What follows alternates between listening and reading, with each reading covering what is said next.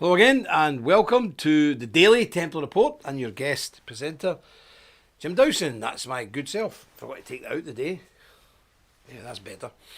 And you'll see I have a black tie on the day because we're in mourning again. Not one of our members has not died, but we're mourning the death of a great and holy man, the Patriarch of Serbia, the church leader of Serbia.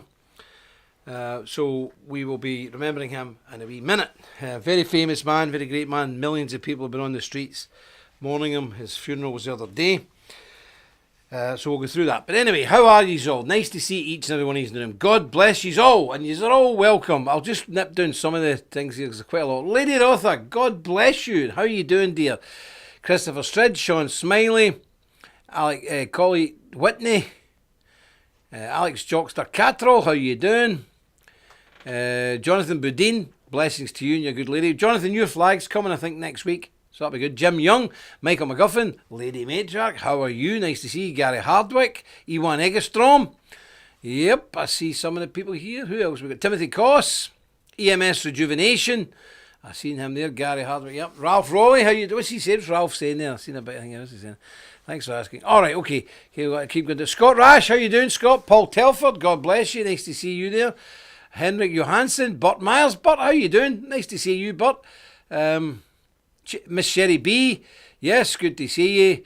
Greg Howarth, how are you, brother? Nice to see you. And Naomi Ford's in the room. God bless you, sister. Troy Otto, Anthony Robello, you're a faithful man. Philip Milton, he's got nothing else to do than watch this because he's stuck in Florida. No a bad place to be stuck, brother. Joseph Taylor, God bless you and salute you, brother, myself. Thomas Von Bach, how are you? Brian Payton. Let me see, who else is here? Nick, how you doing, Nick? Nick was meant to be on today, but he's on now on Thursday.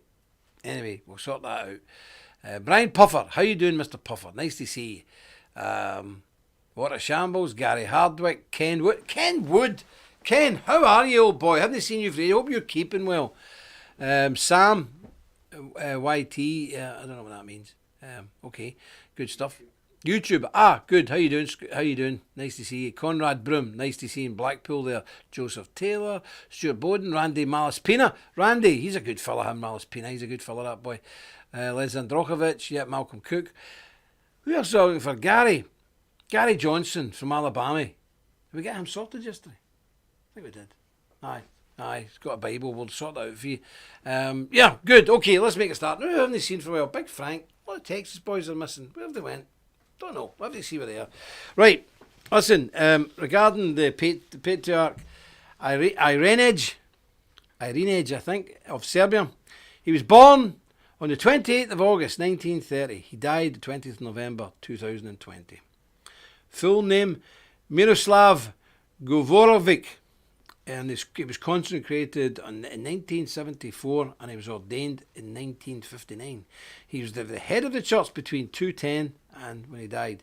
He was the first bishop of Nice. We've been there in Nice between 1975 and 210. Now, they're saying he was 90. He died of COVID because he proceeded over another very elderly gentleman's funeral and wouldn't wear a mask or any of that nonsense. Whether they did or not, I don't know. But he's now buried in Belgrade in the new church, and he's buried in that crypt, and it's the Church of St. Sava. It's an enormous thing. Me and Mr. Griffin, were you there, brother, as well? He was there. Massive church. It's called the New, you should try and find a picture of it. It's called the New Hagia Sophia. It's built in the same style. It was a big church, but when the Turks took over the country, they used it as a stable and desecrated it. What am I kicking here? So the Russians and everybody else, the Orthodox world, get the money together and they built this enormous church. And it boasts now the largest mosaic on the planet. I've been in it. Well, there was no mosaic when I was in it. It was just rough concrete. What a place. The downstairs was finished, the crypt. Unbelievable. Stunning. Never seen anything like it. So they're calling that the New Hagia Sophia from Constantinople, the capital of Christendom before Rome. So that's what he's now the first big famous person in there. It is absolutely stunning beyond belief. It's beautiful. It's beautiful. So that's the crypt of Saint Sava. Saint Sava was the king who became a holy man 10th century or something. We've even been and seen his grave down in occupied territory now in Muslim lands. and the church is surrounded by tanks. You've maybe seen the famous picture of the monk standing with a tank behind him. So we've been there as well, and we've helped the monasteries around that area. He was ferociously anti-abortion and anti-LGBTQ+. When they got a court ruling that they couldn't sound the bells on Gay Pride Day, he made sure every bell across the country was ringing all day. And he recently just done a pilgrimage to Damascus in the Holy Land, where he was met by millions of people. And a lot of folk in the West, we don't realise this, because you're either Catholic or Protestant, you've either got the Pope or whatever. But half of Christendom is not us. Half of Christendom is Eastern Rite. Orthodox, Coptics, all these people. And they have their actual own popes, their own bishops, their own patriarchs. We don't realise that sometimes. And let me tell you something, they countries are super devout. I mean, they carried a banner of them through the streets of Belgrade the other night. There were literally hundreds and hundreds, maybe millions of people on the streets. Yeah, just to see his face on a banner coming down. Unbelievable, it's fantastic. And we are very much in with our Serbian brethren, but our Orthodox brethren are very strong in the East, because they're strong, serious people, and they appreciate the Templars. So we are very much in mourning for this head of the church in Serbia. A very good man, lived through the days, and he was a young man, he was a freedom fighter. Yep, took up a sword, and he was a young man to defend his people, which every man should do, and especially men of God should do that. People say, oh, Christian, I don't lift arms. No, you should. It's your duty. So he was a great man, and you find a lot of the Eastern Orthodox priests and monks are ex-soldiers, ex-militants. They're real tough guys, real tough guys. They take away all the hooligans from the ghettos and get them knock some sense into them. Literally, sometimes knock some sense into them. So they're very, very good, good people. So if you don't mind, folks, that's why I'm wearing the black, official black tie that we use for mourning and whatnot today. So if you don't mind, we're going to just play a 2-minute video to celebrate the life of our dearly departed patriarch and show solidarity with our Eastern Orthodox brothers and to especially the people of Serbia. And one thing's common with all Serbians, they're obsessed with getting Kosovo back, and so am I. So while we watch this, I just want you to dwell on his life and remember, above all things, Kosovo is Serbia. Let us watch this film.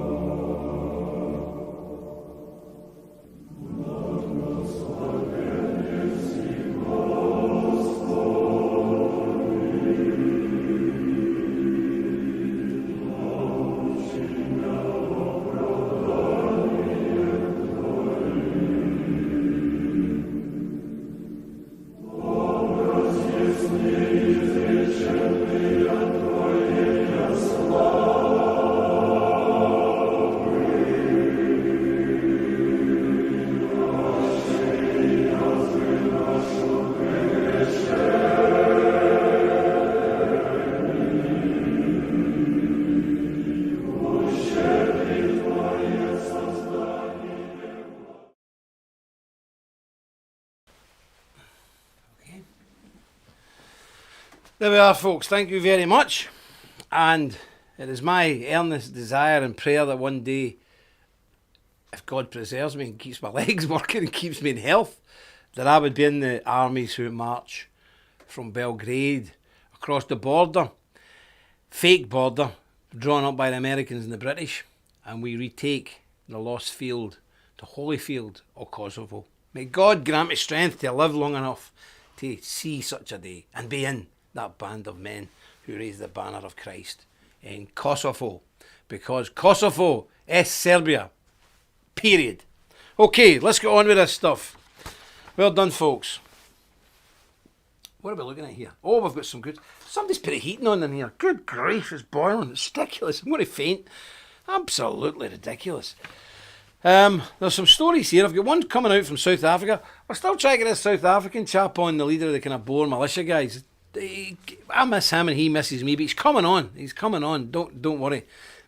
He thought we were Masons at first and was a bit nervous, but he's all right now. It's just trying to get him because there was a lot of tension and people are doing it and doing their duty. So that's fine. We'll get him when the man's not so busy. Okay. But here's a story coming out, and of course it's themed as white only graduation party in South Africa sparks mass protest. But you'll see when you see the video, it's not a whites only graduation party at all. But anyway, police and activists clashed in South Africa on Friday during a protest against a graduation party alleged organised for whites only. Lies. Nearly 2,000 members of the Economic Freedom Fighters, a radical left political party, surely not, rallied around the Brackenfell High School in Cape Town as police fired tear gas and water cannons at the crowd. Police later told protest organisers that only 100 people were allowed to demonstrate, but the group accused the cops of being heavy-handed.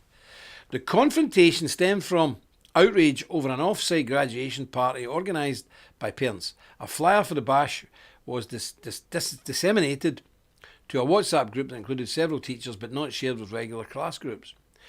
We have class WhatsApp groups where information is usually shared, but it was not the case in this event, which clearly shows we were meant to be excluded, a student told the reporter. The event, called Masquerade Ball MX20, was held at a winery in Stellensbosch on October the 17th, back a wee while. School officials said the party was a private event and not organised by the school. South African President Cyril Ramaphosa called for an investigation, calling the dispute deeply regrettable, saying it brings back hurtful memories of a past we should never seek to return to. Really, it wasn't a whites only thing, as you'll see in a minute. It was basically mad left-wing communists attacking people who are doing well for themselves in life and who are taking their education serious and who've done rather well and will continue to do well. And it's in a very affluent type of area. But as you will see here, the South African European people didn't put up any nonsense and they fought back. And why wouldn't you when you're being attacked? But I think we can show you the film here. Let's have a wee look at this. What do you want to do? Move up! Move up!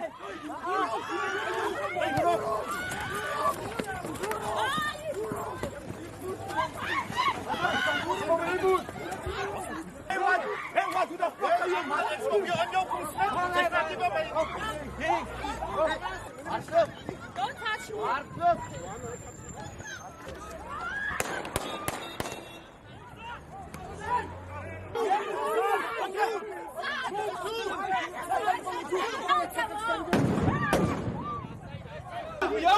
Hij is bijna! Hij is bijna!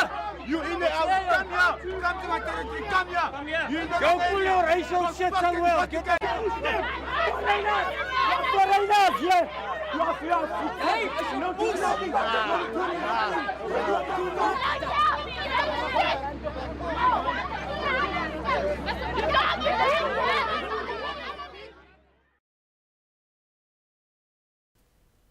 So there we go. And as you hear some of the people, obviously you've seen coloured people there with the white people, and one of them's actually saying, take your racist stuff away, we don't want anything to do with it.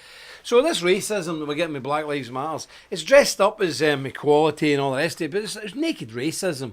It's just naked racism against white people. You've got to call it out for what it is. And I think we've all been tiptoeing about in eggshells for 20, 30 years. Look, we've got black members. There's no problem. We've got Asian members. We've got all sorts of members. And I think there's even some black members on here. We've got black members. It's no problem. It's no big deal here. No big deal at all. But there is systematic and highly organised anti-white racism going on in America, in Britain, in every other country in the world, and nobody's allowed to talk about it. Well, I'm fed up. I'm just fed up. I'm just fed up listening to it. And I don't like it. And I don't like any type of racism, to be quite honest with you. I'm a racialist. Let's be very clear here. I'm a racialist. I believe God created races. Why? I have no idea. One day when I get to heaven, I'll find out. But I don't know why he created black people, white people, and yellow people. I do not know. But if God created us like this, I'm quite happy to stay like this. So I don't like anybody discriminating against a man because his skin's brown or black or white or yellow. It's not right. But I don't want to be told that just because I object to being attacked, I'm the guy with the problem. No. And none of the right wing talk about race anymore. It's a topic for the 1970s. The only people who are obsessed by the colour of a human being's skin is the left wing. They're utterly obsessed. And they bring in these positive discrimination. There's no positive discrimination. Discrimination is discrimination and it's wrong. A man or a woman should be judged on the merits of their own achievements and abilities, not by their skin pigmentation. Is that clear? It's wrong. And I don't like it. But it's happening. And it shouldn't be happening. And I'm sure, and black people should know better, because they didn't like it when they were the subject of, hardcore racism. So why inflict it on us? We don't like it either. And you can't blame me for something that happened 300 years ago. How ridiculous, how preposterous. And remember, racism is practiced today in Africa. It's common, it's rife. And we never invented racism. We only took up slavery and things like that because it was already an established trade in Africa. So we sort of bought into a very long established system which had been running in Africa for maybe 700, 800 years before that with the Arabs. So it's nonsense to put all this blame on us. It's not right. And if Britain was such a racist country and America was such a racist country, how come there's so many non-whites in our countries? There you go. I just don't like it. Not right. But there you go. And the press report it as a whites-only party. Nonsense. But you don't like the media. Who can listen to the media? Oh, wait a minute, before I go further. But like the video, click subscribe, press the bell, comment below, and please share. And bring folk over to The Purged. The Purged is a great thing. It's getting big reviews now. It's making it into some papers. And people are saying Purged is the way forward. Well, doesn't it make you proud that you're part of an organisation who actually built Purged? Our coding people and our IT people actually did Purged. We did it. And you should be proud that you're part of an organisation who's proactive, because all these other things, what's that one they're all on now, that thing? BitChute. Is it BitChute? Yeah. BitChute. The likes of BitChute is run by two liberal guys in London, and they've been sued and now with these big Jewish, anti-discrimination groups and that. They won't be about soon. They've already been deplatformed by Cloudflare. So they'll all be gone shortly. They'll all be gone and they'll be purged. And we're always one step ahead. We're always looking and dealing with folk because we've got worldwide connections. That's the difference between us and Alex Jones and Paul Joseph Watson or Tommy Robinson. We have genuine worldwide connections. Way into the Far East, Middle East, Far East. We can host things anywhere on the planet like that. So there's not much point in attacking us because we'll just bounce back up again the next day. But that's part of our mission as Templars. A lot of people say, what do the Templars do? Well, sometimes we're in war zones. Sometimes we're doing all this IT stuff behind the scenes, because Purge is not just for us. Purge is a platform we have constructed to let other good, solid Christian patriots use so that they're not deplatformed, their voice is not silenced. Well, will everybody on it? No.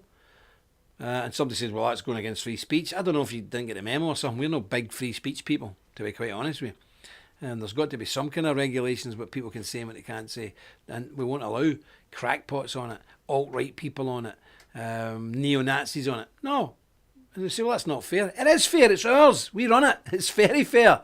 That's it. So we'll let people on who are decent, Christian, nationalist and patriots. Absolutely. You say what you want. It's you can go on it. You do your own thing.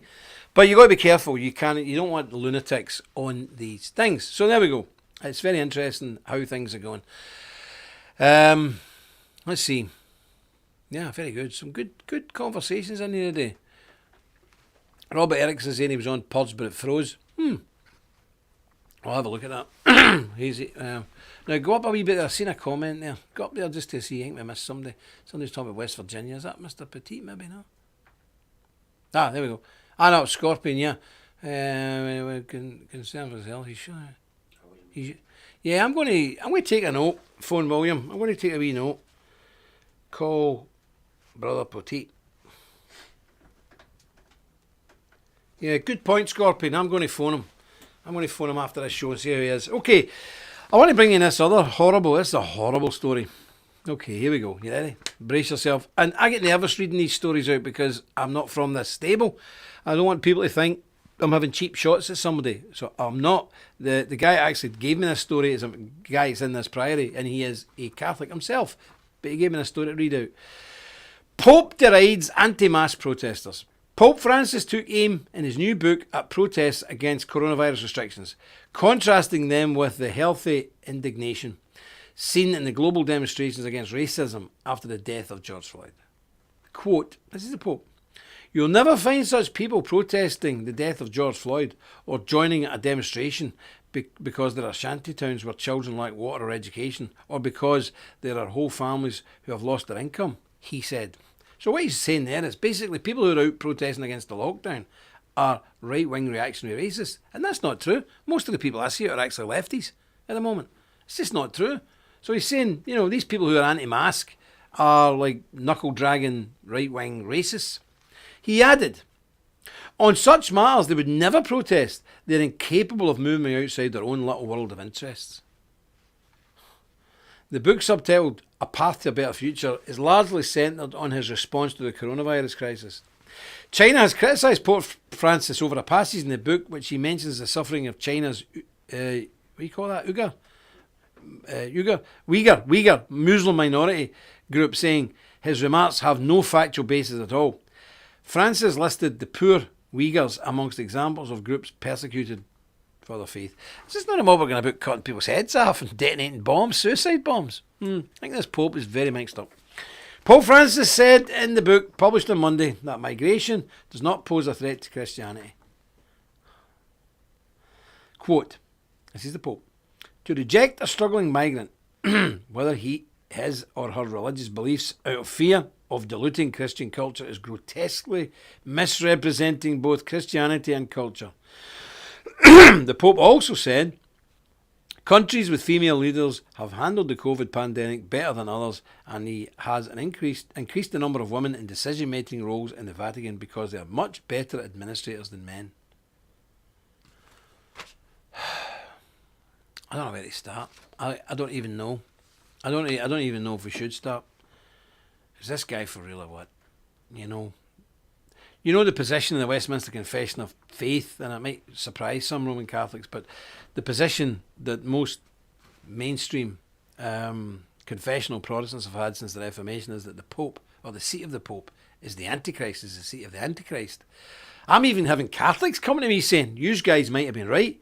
This is wrong on so many levels. It's unbelievable. It's just unbelievable. The poor Uyghurs, he's going on about people being racist because they don't like being locked up. And now he's talking about women being far better administrators than men. The countries, have you seen the countries that's run by women in Europe? They're crackpots. The place is going to hell in a handbasket because women don't go to war. They've very little military experience, so they really are not in a position to make huge international decision-making policies. It's nonsense.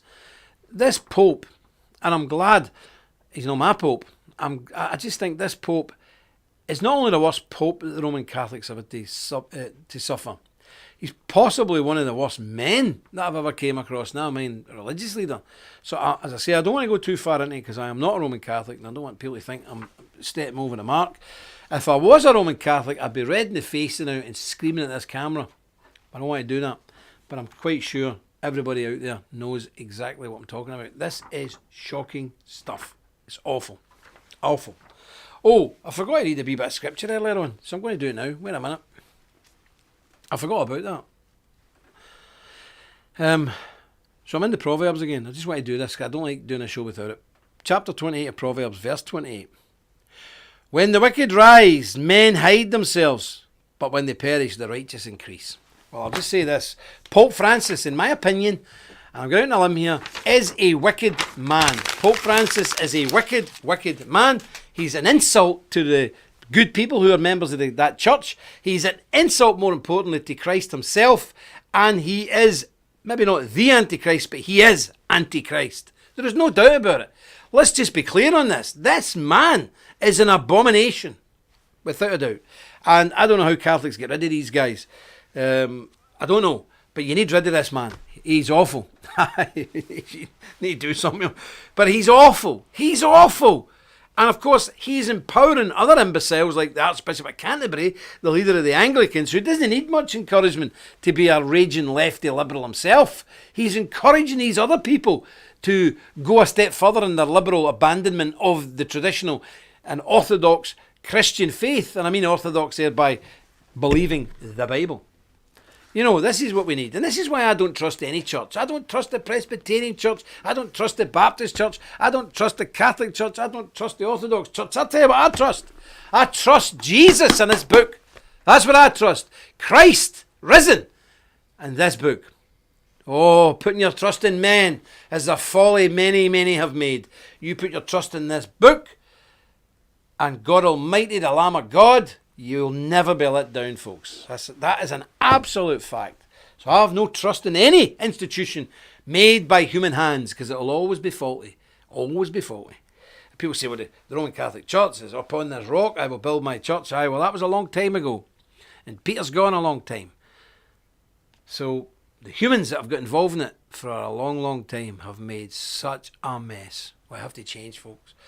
Paul Telford, he says he's the last pope. Let me tell you, Paul, he's not even a pope because he is excommunicated. I know Catholic doctrine. I studied it. I studied it for the ministry. I studied Augustine. I studied, you name it. I studied them all. Aquinas, Augustine, everybody.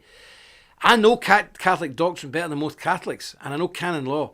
If you don't believe in the basic tenets as laid down in the canons, you've excommunicated yourself by default. This Pope is not the Pope. This Pope is not even a member of the Roman Catholic Church. He has excommunicated himself a long time ago. So he is an imposter and he's occupying the seat of Peter without warrant. He's a heretic. Yes, he is a heretic. Right, enough of him because he just gets on my nerves. But let me read a wee bit to you through the book. Look at the good. This is another good book. It's not the good book, but it's a good book. Because we all know what's coming. And I want to read you a wee bit in the context of Hungary. Hungary's doing a reasonably good job of trying to sort out their population, but it's not good enough.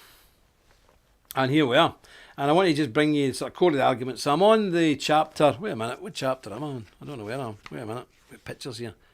Fertility in a Cage. And I'm on page 168. Okay, here we are. Let me see. Where are we? Oh, I just want to show you that picture. Look at that nice picture of Joan of Arc. A wee bit radical. It's Joan of Arc with an AK-47, because that's what you should have nowadays if she was about. Good woman. Good woman. English burned her, did you know that? The English, they burned her. Burned her as a witch. Joan of Arc. Oh, what we would need again for another Joan of Arc. Right. The core of this argument is that the threatened demographic transformation of Europe is not just about them, i.e. the incomers, about immigration and the relatively high birth rate of certain non-European communities, including in Hungary and a number of other European nations, the Gypsies. It is also about the catastrophically low birth rate of the indigenous Europeans, us. That's just, when we talk about Europeans, we mean European people, so America is included in that, Canada, Australia, New Zealand, and so on and so forth. The situation in Hungary is in regard to fairly typical to many European nations, although not as bad as the Mediterranean countries. If the birth rates of the years before 2015 is not radically changed, the country, this country, Hungary, with fewer than 10 million people, will lose 40% of our population by 2060. That's 40 years' time. Hungarians will be a long way down the road to vanishing altogether. They're going to lose 40% of their people. Germany's the same. Britain, England's the same. So right now there's 60 million ethnic Germans. They're going to be down to something like 35 million in 40 years. But there'll be about 60 million Turks. Even these figures understate the grim reality.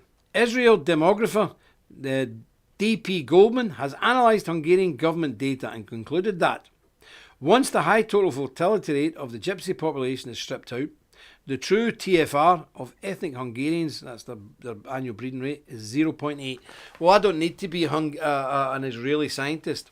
I did this 20 years ago and I worked out that the actual birth rate of England is about 0.7. And I got it dead easy because before then there was no immigrants in Scotland, and I looked at Scotland's birth rate and I calculated it and extrapolated it out to England. So basically white Europe and white America's birth rate is about 0.7 or 0.8, so it's less than 1 1, a factor of 1.